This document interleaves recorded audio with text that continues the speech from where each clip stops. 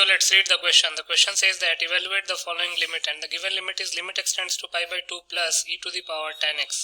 इस क्वेश्चन में limit x tends to pi by 2 plus e to the power 10x की value निकालनी है। बहुत ही सिंपल सा क्वेश्चन है। पहले हम की कॉन्सेप्ट लिख लेते हैं। की कॉन्सेप्ट, तो पहला की कॉन्सेप्ट ये है कि जो 10x का ग्राफ है वो किस तरीके का होता है। वो एक बार हम रफ एंड डायग्राम बना लेते हैं। ये x है, ये y is equal to 10x है, तो कुछ इस तरीके का ग्राफ होता है। असिम्पटोट होता है odd integral multiple of pi by 2 पे, पहले पाई बाय 2 पे होगा, देन 3 पाई बाय 2 पे होगा एंड सो ऑन। ये 0 हो गया, ये पाई हो गया। सिमिलरली लेफ्ट हैंड साइड में भी होता है। ये माइनस पाई हो गया, ये माइनस 3 पाई बाय 2 हो गया। वैसे ही लेफ्ट हैंड साइड में और राइट हैंड साइड में ग्राफ बनता है।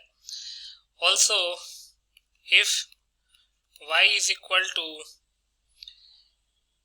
limit x tends to a f of x to the power g of x and f of x is a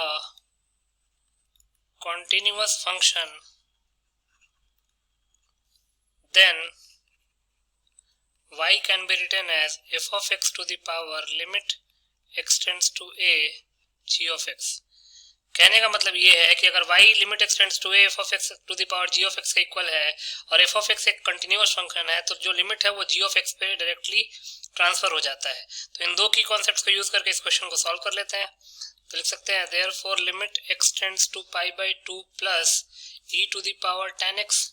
अब हम जानते हैं, we know that exponential function is a continuous function. Exponential function is a continuous function।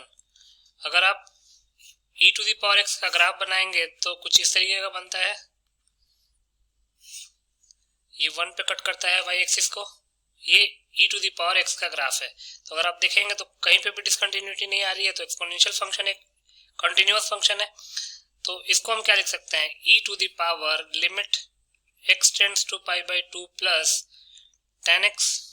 अब अगर आप 10x का graph देखेंगे तो 10x में पाई बाय 2 प्लस पे माइनस इन्फिनिटी को टेंड कर रहा है, तो ये हो जाएगा e to the power minus infinity. और e to the power minus infinity का मतलब है 1 upon e to the power infinity, और greater than 1 to the power infinity infinity के इक्वल होता है, तो 1 अपॉन इन्फिनिटी क्या हो जाएगा, 0 के इक्वल। तो हमारा आंसर क्या हो गया, 0। तो यहाँ से हम क्या लिख सकते हैं, hence 0 is the required answer. So 0 will be your final answer. I hope you understood it well. Best of luck.